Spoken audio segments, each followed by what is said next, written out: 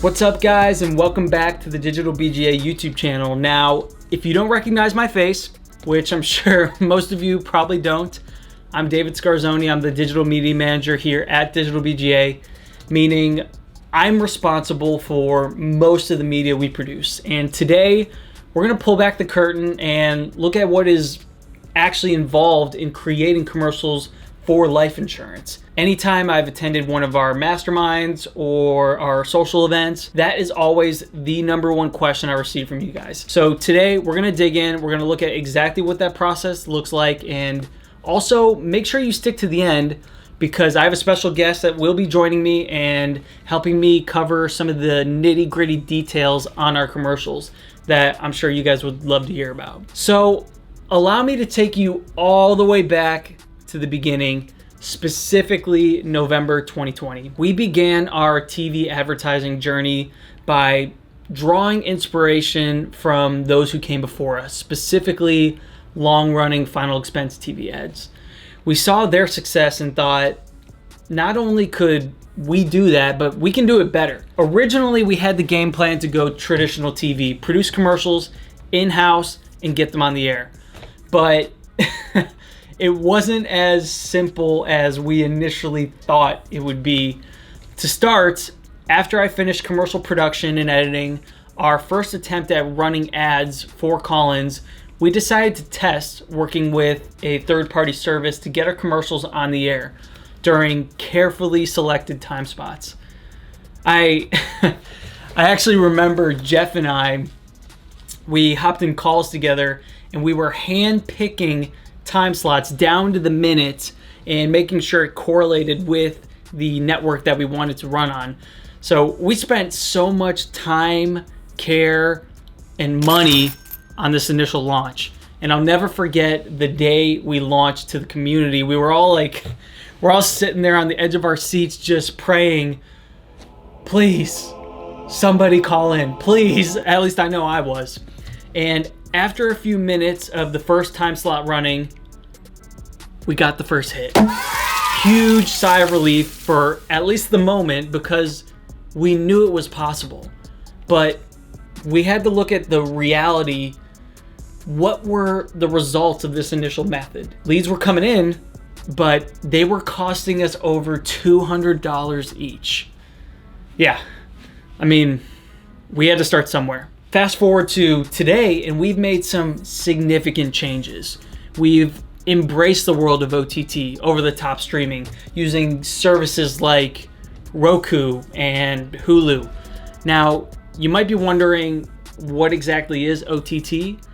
OTT streaming services are internet-based platforms that deliver content over traditional TV broadcasts. In simple terms, you get to watch your favorite shows and content directly through the internet on devices like smart TVs, tablets, and phones, which, as we all know, are the most common mediums of media consumption in today's landscape. But this shift wasn't easy either. You see, some of the better OTT platforms required a substantial minimum ad spend. In fact, one of them asked for a whopping $100,000 a month just to get on their platform. But we're not ones to back down from a challenge. And we persevered and we found creative ways to break into these platforms and reach our audience. My special guest later in this video is going to elaborate a little bit more on that. But before we dive into the intricacies of the marketing data and our strategies, let's pull back the curtain and reveal what goes on behind the scenes of producing a successful life insurance commercial for telesales. Where I am right now is where it begins, and it's also where it ends. This is my little den. So you can see behind me, I have my editing station, my ultra-wide monitor. I have two computers. One is a beast of a computer that I do all my editing on, and then I have my admin laptop that I'll do my writing and all that good stuff. And then I don't know if you're able to see before, behind me, I have tools like my MIDI keyboard that I'll pull off the wall, and I'll play that and do some of my sound design on our commercials and give it some good custom sounds and music. So all kinds of tools. So producing a commercial, it all begins with an idea. And where do we find our ideas? We find them in places like this, right here. We brainstorm. I'll send it to the guys. We'll debate, make iterations until we feel we finally have a concept that really pops. When I write an ad out, I'll get the concept fleshed out on paper. Then I'll move it over to what we call storyboarding, where we draw out the frames and we can visualize what my shots are going to look like before we actually shoot it. This is to save time and money. Sometimes, especially for ads that are fully CG, I'll animate a simple blockout version in 3D space, just so I can show the guys the closest sample of the vision before we go into producing it. But before previs, there's scripting. Script writing for an insurance commercial has been one of the most challenging things for me to adapt to. I come from a world of visual effects, CGI, animation. That's right, I know CGI. So writing scripts was not in my wheelhouse when I first came on board. Now, having 3 years experience and well over 100 different commercial iterations, I've learned that script writing for insurance really comes down to 3 things. Number 1, driving home a message that allows the audience to put themselves in the shoes of our actors and wonder, could this be me in my life at some point? You have to get them to see the gravity of the final expenses and understand why it's important to consider. Number 2, provide all the technical information needed to educate them on life insurance without drowning out the narrative of the ad. This is ridiculously important, and I would consider this the secret sauce of a good commercial. You can't just throw an ad out there that's 100% informative. It's gonna flop. You can't do the opposite where it's all narrative. It has to be the perfect blend of the two. Now, this is probably a point where one would say, duh, that's obvious, but when you see the data and you've seen hundreds of versions of creatives like I have, and you've seen other companies produce ads that have done well or have been successful, you realize just how difficult that is to achieve. Number 3, writing ads to be able to handle and predict some of the objections that agents who pick up the call might face. We have a uniquely strong advantage here at Digital BGA, and more than what I think people realize. Other companies, I see it firsthand because I've worked for other companies. I've produced commercials for different agencies. These companies, the way it works, they'll hire out to an ad agency. That ad agency then hires out to a director, which then hires out to a team to film the commercial. People like film operators, audio engineers, lighting grips, editors, actors, hair and makeup artists. List goes on and on. The rabbit hole is deep. We're not going to get too far into it. So when the commercial is finished, hand it off from the director back to the ad agency that they give to the company. His job is done. He wipes his hands clean, moves on to the next job. That's where we have the advantage. We aren't outsourcing the creation because I'm here to do that. I take care of all of that. That allows me the unique opportunity to have constant daily conversations with the marketing team on what data they're receiving, so I can dig back into the ads, make changes, repeat that process as many times necessary until we hit the sweet spot. Other companies do not have that luxury. We've mentioned this tons of times, how we have the control on the media and the data, because this truly is not common for other companies. So now we have the script. We like it overall. What comes next? In the industry, this is when we start a process that's called pre-production. This involves things like scouting locations, acquiring props. For example, we just shot an ad recently where we needed a casket. Caskets are way too expensive. You don't want to get a casket off of Craigslist, trust me, and they all look terrible. So I had to find a new way to go about this. I found this guy that was all the way up in Dallas that sold caskets at wholesale. By the way, if any of you are looking for a casket dealer, I just might be your guy. So I drove all the way up to Dallas, got the casket, which by the way was broken down. I thought it was going to be built for me. It wasn't. I had to bring it back here to Austin, built it in my apartment, and then had to bring that to set. I received plenty of weird looks with it hanging out the back of my truck like a crazy person.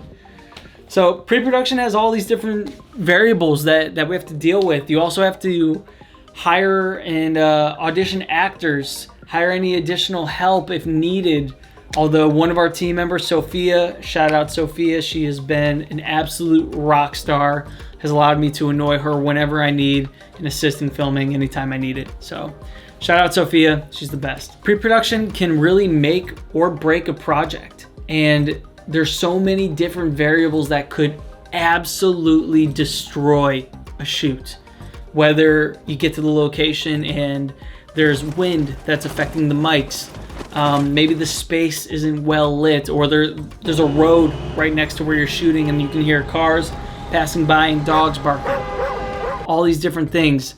Pre-production is lucrative to take your time with and vet out every possibility so we don't waste time and waste money. We have learned a few things the hard way. I've learned a few things the hard way. Let me share one story with you on how pre-production actually ruined one of our ads completely. We had to shut the whole thing down. I spent a whole day auditioning actors over Zoom, and I came across one actor who read incredibly well for the role. He had fantastic reading skills, just grabbed the script right off the bat, super natural, good tone of voice, great look to him, but he was wearing a hat in the audition, and I didn't think much of it at the time. I just thought, oh, he's wearing a hat. I'm sure everything's fine. So this guy shows up to set, and he's not wearing the hat, and he just so happens to have the weirdest hairstyle you could ever possibly imagine. I mean, I can't even describe it. I remember Nick pulled me into another room and he's like, can we fix this? Can we change this somehow? I was like, dude, I'm not a hairstylist. I don't know what to do about this. So we ended up just shooting the ad anyway. I edited it, finished it, shipped it off to marketing. Shortly after, we started receiving complaint after complaint talking about this guy's hairstyle. Nobody was even focusing on the ad because all they could think about was how much they hated this guy's hair. So we had to shut the whole thing down immediately. It was a total lost cause. So long story short, pre-production, extremely important. So we've produced the commercial. It's shot, done. Hopefully our actor has a good hairstyle that we like. And now we're moving into editing. I'm not going to get too deep into the editing process here.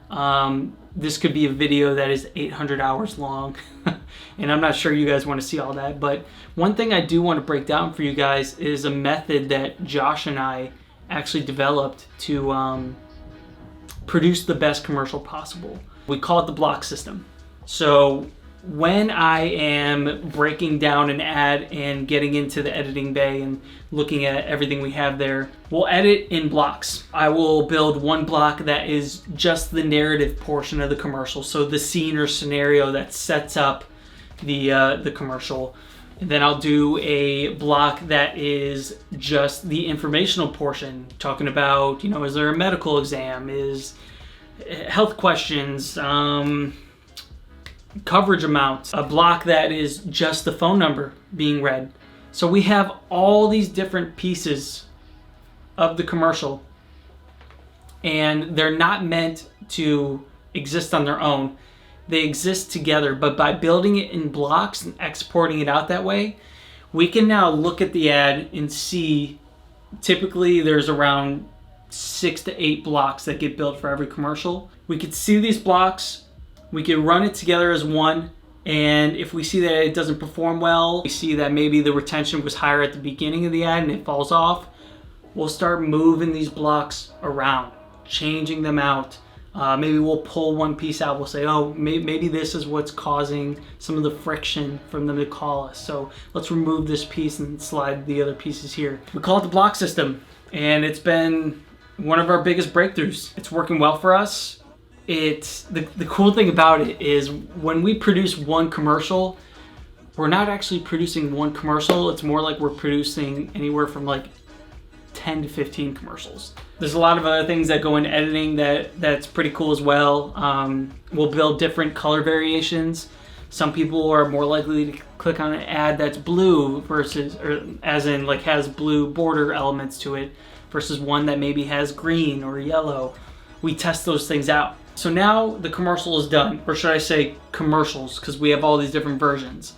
I send these over to the marketing team. And now I'm going to actually invite Josh Martin on to talk in further detail, much more than I could explain, about what he does when he actually finally receives these ads. All right, guys, I'd like to introduce Josh Martin. He's the director of marketing here at Digital BGA. I'm sure plenty of you know him already. It only felt right to pull you in to a video that specifically talks about building a commercial, especially considering that you're the ones behind the scenes that's orchestrating some of these pieces like markets, demographic, times that we're going to be running the ads, where we're going to be running the ads. So we would love to hear your thoughts and kind of give us a little view behind the scenes of what all goes into running successful telesales commercials. Yeah, there's a lot that goes into it. Like you said, I think it's probably best just to focus on some of the key points you hit there briefly a minute ago. It can be overwhelming to, try and put all of this together in your first run, but some of those basic things that you mentioned, just listing them off, is probably a great place to start. I mean, like you said, 2020 was rough. It stayed rough for a while after too. And with a limited amount of time to talk about this in one video that's going to keep people actually interested in watching this, I would say the biggest thing that we've done over the last couple of years is kind of simplified things. We kind of found a platform and we've stuck with it. We went away from hiring a service to using your amazing skills with the media itself. And we went with simplifying creatives with the idea of being able to change it out easily, because if you have the data, you have enough creatives that you can swap one little piece of it.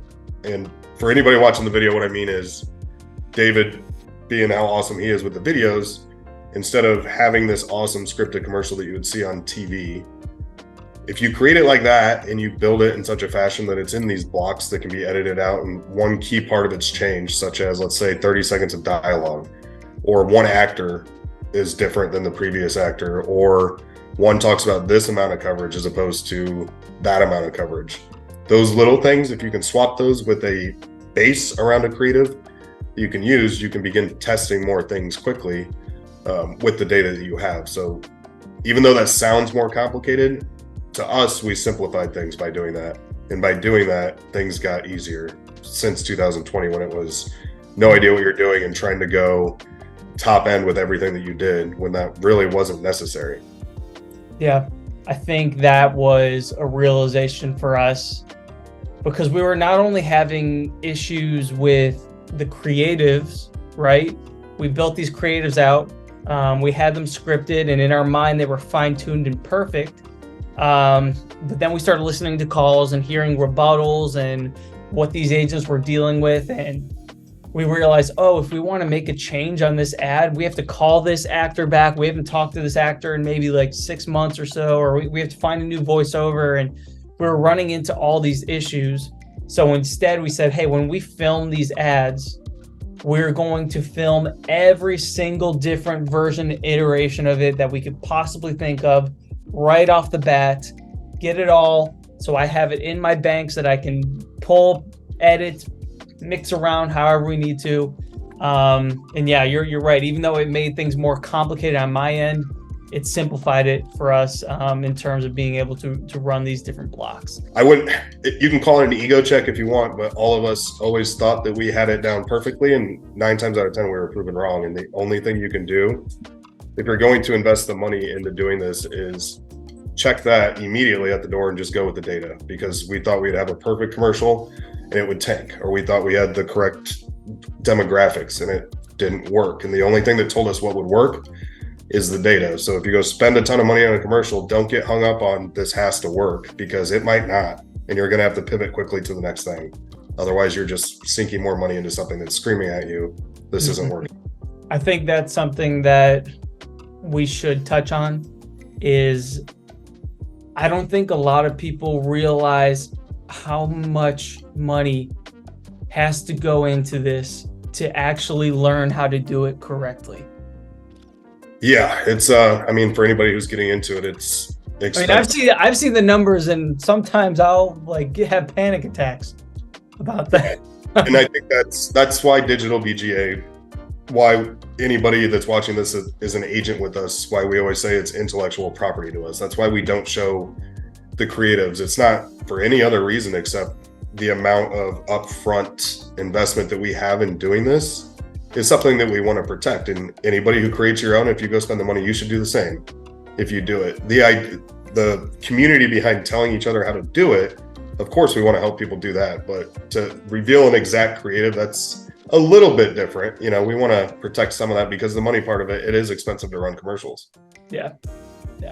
You touched on this in the beginning when you were talking about some of these different key pieces, but could you kind of give us what it looks like for you finding markets, playing with demographics? How does that work on your end, and how does that change how we build ads in the future and target different people that we want to call in? Yeah, again, every answer I'm giving is I'm trying to base it on an agent that's either been with us or somebody else for X amount of years, and they kind of have their feet wet in marketing. So I'm trying to bring it down a notch, but also still give as much as I can. So demographics, I would say the biggest thing to understand is we're in final expense. So it's pretty narrowed down for you already. You have your ages as 50 plus, but you need to really focus on a creative when you're picking your targeting. So instead of giving you this money demographic, there really isn't one. I mean, what we've done the entire time we've ran commercials is we try different creatives with different brackets of those ages, with different income levels of those ages, and you build your creative around what you're going to try. You see if it works. So for example, a higher income creative would be targeted towards a higher income audience, right? And that could be things like higher coverage amounts discussed, or coverage begins at this amount, but it's higher than a different commercial because this audience might have more money to spend. Right. On the flip side, a lower income state or area with lower dollar amounts discussed in the commercial could be what resonates best with that audience. So as far as targeting, everybody that's watching this knows it's the final expense market, but to try things with your creative that line up with your audience. If that connection takes place, you usually have a lot higher return of calls, so to speak, because it's resonating with that audience better. Yeah. And how long would you say, how long is the wrong question to ask, but this is something that you realize over time, right? Yeah. So, I mean, sometimes an answer screams at you very quickly, and that's depending on how you're running the commercials. It really depends. Again, we go back to the money side of this. That's why it's somewhat gated and protected in that fashion. Is a lot of this we did learn over a long course of time, and it costs a ton of money to learn. Some of it screams at you that this isn't working immediately. Usually that's the creative itself. Like if you're running it and you're spending good money and you're just not getting calls, pull the plug early. Don't hope that it was a weird day where it's going to get calls tomorrow, because it probably won't.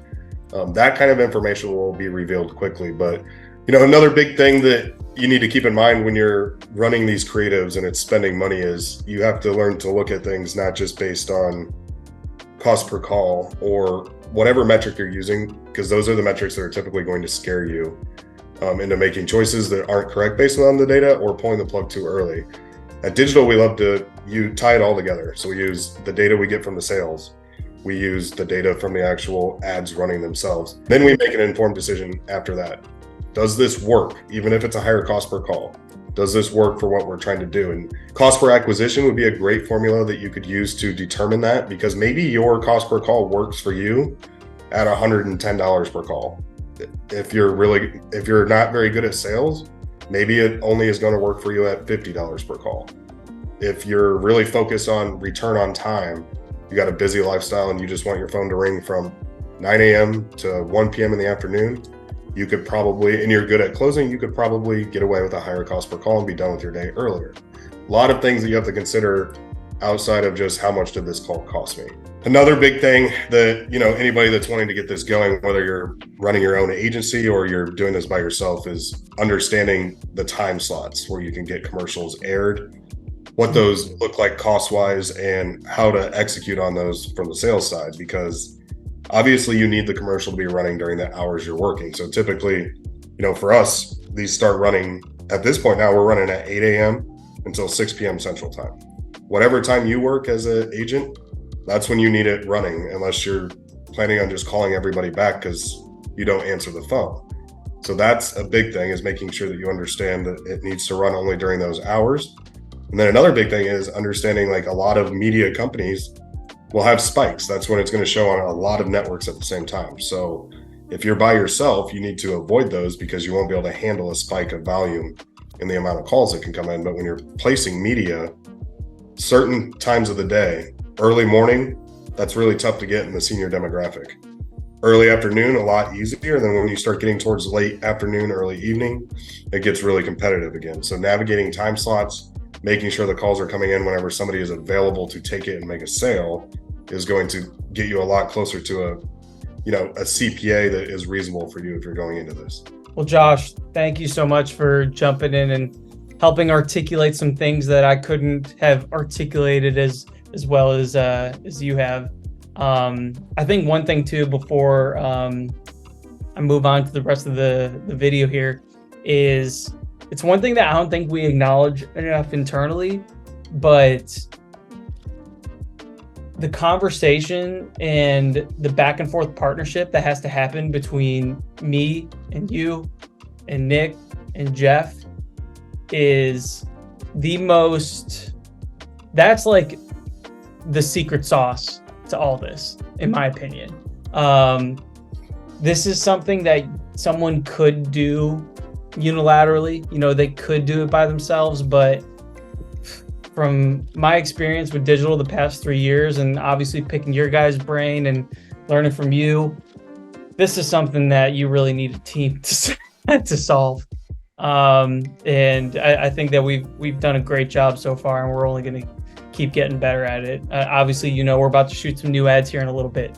So yeah, I got to give us kudos for sure. 100%. If I had to do your side of it, it wouldn't get done. I mean, and if we didn't have the idea ping in and, leadership of Nick and Jeff, there's a lot that goes into it. It'd be very difficult to do this as a team of one, for sure.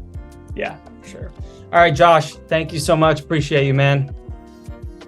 Of course. Josh was 100% able to articulate things better than I would have, and I appreciate him coming on. So guys, that's pretty much it. We've covered where a commercial starts and where it ends. We got to dip into the process of creating a commercial, some of the tools that I get to use to make it, which, by the way, obviously, as you know, AI is a thing. It does help the creation and production process of making ads, and the tools are only getting better every single day. The tools that I use for AI, for CGI, video editing, etc., is a little bit different than what the common public might be used to using, but nonetheless, the tools are going to get better every single day, and I can't wait to see what type of media we're able to create in the near future.